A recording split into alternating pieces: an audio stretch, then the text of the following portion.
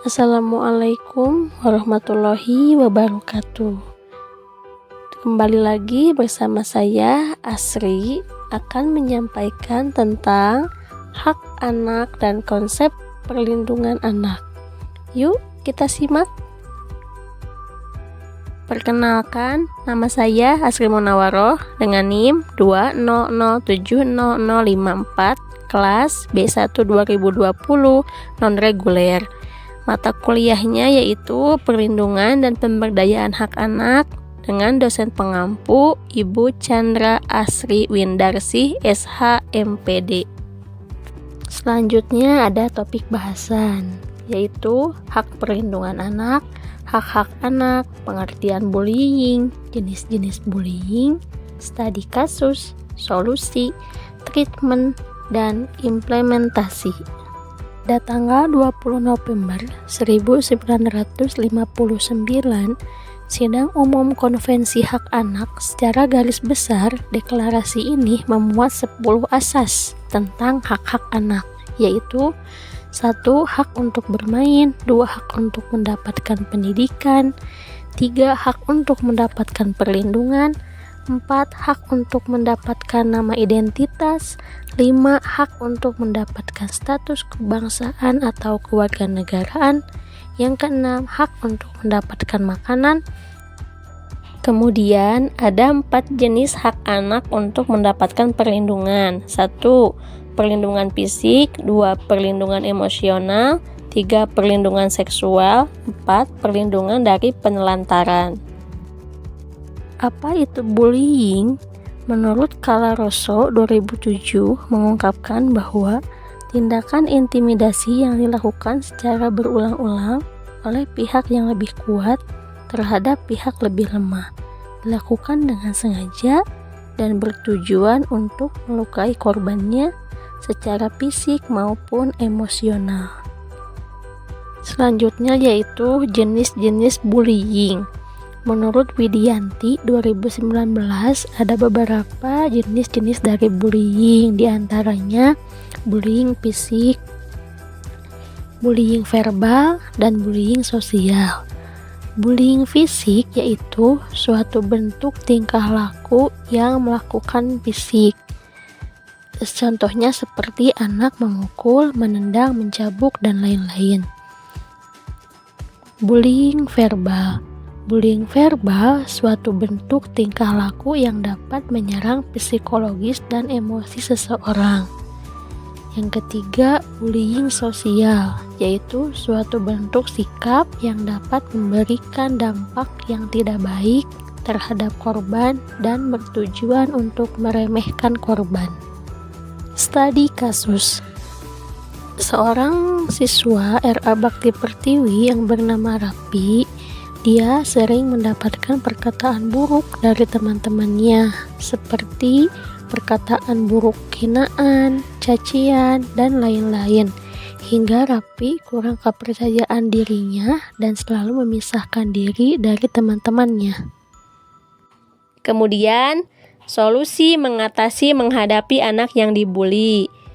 Di sini ada 5. 1. Membaca situasi dan menahan diri sebelum merespon membahas masalah dengan anak. 2. Berempati pada anak dan memberikan perhatian pada perasaan tidak nyaman yang dirasakan oleh anak. Yang ketiga, arahkan anak untuk memilih solusi. Yang keempat, mencoba menyelesaikan masalah dengan pihak terkait. Yang kelima, pertahanan diri. Selanjutnya ada upaya penanganan bullying. Salah satunya menegur anak tersebut namun berusaha dengan bahasa yang lembut dan tidak menghakimi anak. Terus saya akan bertanya terlebih dahulu apa yang terjadi antara kedua anak tersebut, lalu akan saya beritahu apa hal-hal yang seharusnya boleh dilakukan dan tidak boleh dilakukan oleh anak. Kemudian memberitahu kepada anak apabila mengganggu teman itu merupakan hal yang tidak baik. Lalu saya akan berkonsultasi dengan orang tua dari anak tersebut. Selanjutnya, pada saat ada anak yang mengejek-ngejek temannya yang terkadang menggunakan baju yang berbeda dengan temannya, maka saya mencoba menjelaskan pada anak-anak lain mengapa ia menggunakan baju yang berbeda. Kemudian, saya mencoba untuk menanamkan nilai-nilai agama pada anak, seperti menceritakan kisah-kisah tauladan Nabi atau dongeng-dongeng yang bertema nilai kebersamaan. Selanjutnya, treatment, terapi anak yang pernah dibully verbal. Ada 7 treatment. 1. Pilih waktu yang tepat saat alam bawah sadar terbuka, yaitu malam hari atau subuh. 2. Bicara dengan anak harus satu posisi sejajar, misalnya duduk, jongkok, atau berdiri sejajar dengan anak. Yang ketiga, anak di terapi harus dengan orang tua yang lebih dekat dengan anaknya.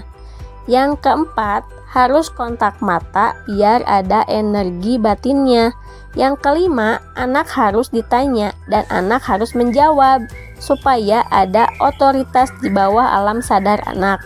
Yang keenam, selalu mengucapkan terima kasih dan harus memeluk supaya melekatkan. Yang ketujuh, lakukan secara rutin. Salah satunya implementasi, memastikan anak tidak mengalami kekerasan fisik seperti dipukul, dicubit. Anak pun harus terhindar dari kekerasan non-fisik seperti bullying dari teman-teman dan orang-orang di sekitarnya.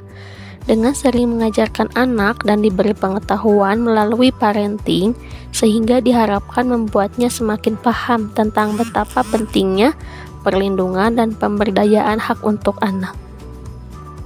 Kesimpulan, masih banyak sekali kasus bullying yang terjadi di lingkungan sekolah dan cukup disadari oleh guru. Pada saat mengetahui hal itu terjadi, guru akan langsung memberitahu anak tentang perilakunya yang salah secara baik dan tidak menghakimi anak. Walaupun tidak ada bentuk pembelajaran khusus yang membahas tentang bullying, namun guru tetap berupaya untuk tetap menyisipkan bentuk-bentuk pembelajaran karakter pada anak. Guru juga harus selalu berusaha untuk tetap berkomunikasi dengan orang tua untuk membahas tentang perkembangan anak. Sedikit banyak perubahan anak di sekolah haruslah selalu dapat dipantau oleh orang tua.